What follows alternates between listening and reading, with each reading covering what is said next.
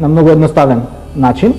Понатаму имаме уште два типа на знаци, тоа се симетрични слогови знаци, кои што ги има 6 на број, и накосени слогови знаци, кои што ја следат, да речеме, истата идеја, како симетричните слогови знаци, но во рамнината на пишување се, наместо да ја следат логиката на пресликување за 0 и 90 степени, некаде 180 степени, се наклонети во однос на 45 степени, и затоа ги нарекуваме накосени слогови знаци, и имаме еден специфичен знак, чија што форма и ден денес е слична во нашата современа азбука, тоа е формата на согласката Д со 4 различни положби, кои што завземаат соодветна звучност до, Д, Да и Ди.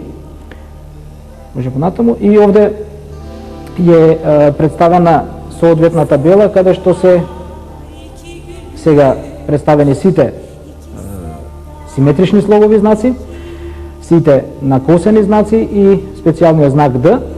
И овде гледаме дека имаме 13 знака. Овие 13 знака формираат слогови формираат 52 слога. На тој начин вкупно некаде околу 160 слогови се покриваат со само 26 знаци. Ова што овде го гледаме, а и во претходната табела каде што беа асиметричните слогови знаци, во вид на знаци, се знаци за озвучување на посебни самогласки, кои што се исто така потребни за да може да се покрие целото множество на знаци кои што треба да се озвучуваат. Исто така дополнително, заради тоа што некогаш во текстот тоа има потреба, свеќаваме испишување на изолирани согласки. Овде тоа е решено на начин што на основниот знак кој што представува слог се додава еден знак кој што се нарекува вирам, и на тој начин од звукот кој што би требало да биде слог се исфрла само гласката и се изговара само согласката. А овде, како што реков, ако особено станува збор на почетокот на зборот, каде што треба да се употреби самогласка, тогаш се употребува некој од овие знаци. Овде можеме да приметиме дека знакот за Е и знакот за Е речиси идентичен, знакот за О ја задржал во основа својата форма, освен ова средната црта и искусувањето и ден денеска се употребува во истиот облик во нашето писмо, а знакот за У само малку треба да се преврти во суштина и истата форма како и денес. Покрај тоа, покрај овие слогови знаци кои што ги имаме 26 на број, откривме и 4 пиктографски знаци кои што означуваат цел поим, од кои што 2 успеавме да одгонетнеме и како треба да биде нивното озвучување. Тоа се 3 вертикални црти кои што означуваат Бога и 3 накосени кои што означуваат Господа. Останатите 2 знака ги имаме само нивното значење, тоа е знакот за змија и знакот за покојник кој што е извезен преку знакот за Богот на мртвите кај определени народи, но нивната звучност не успеавме да ја одгонетнеме, знаеме само што треба да значат. Исто така е карактеристично во ова писмо што се употребуваат лигатури. Лигатури се определени комбинации на знаци, каде што основните знаци се пишуваат еден над друг, еден врз друг или во форма еден над друг и еден врз друг.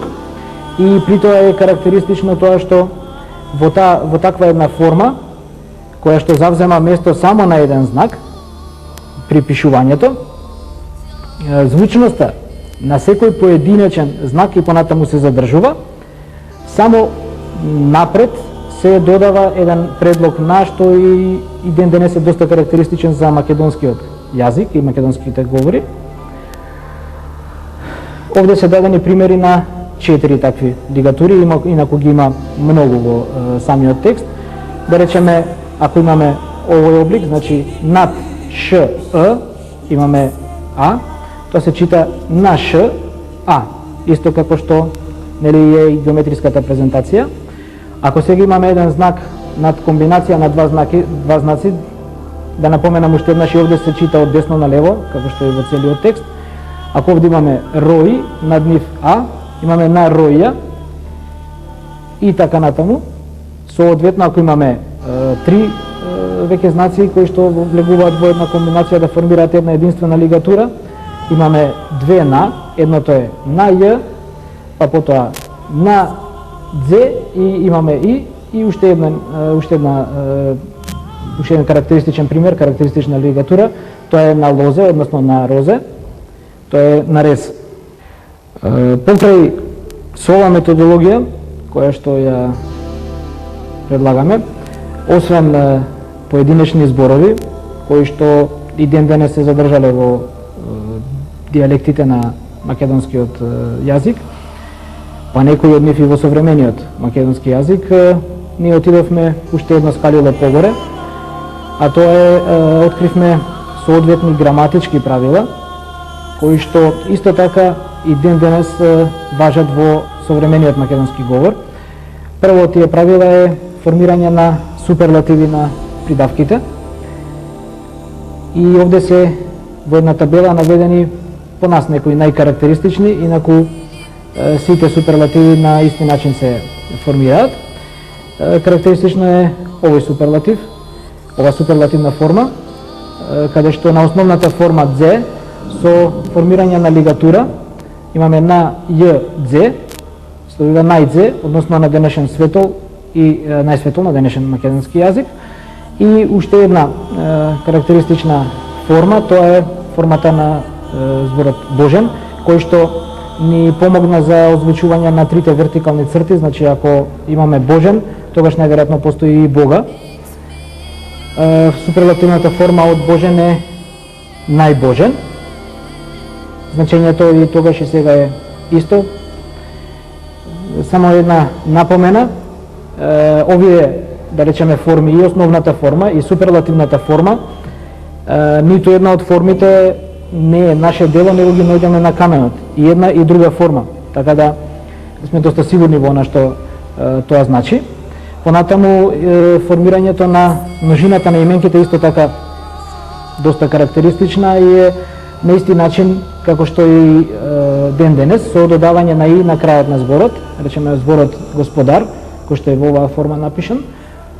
Во множинската форма има само едно и на крајот. Стариот збор за свештеник, тоа е шемо, имаме шемоја, постанува збор за свештеници, имаме лото како годишно време, па множина е лотој, за камен имаме ши и множинската форма е шии, односно камења. Да напоменам само дека и современата наука вели, само на сосема, тоа на сосема друг начин, дека за да се означи множинска форма на именките, на крајот од зборот се става вертикална црта. Кај нас вертикалната црта значи и, кај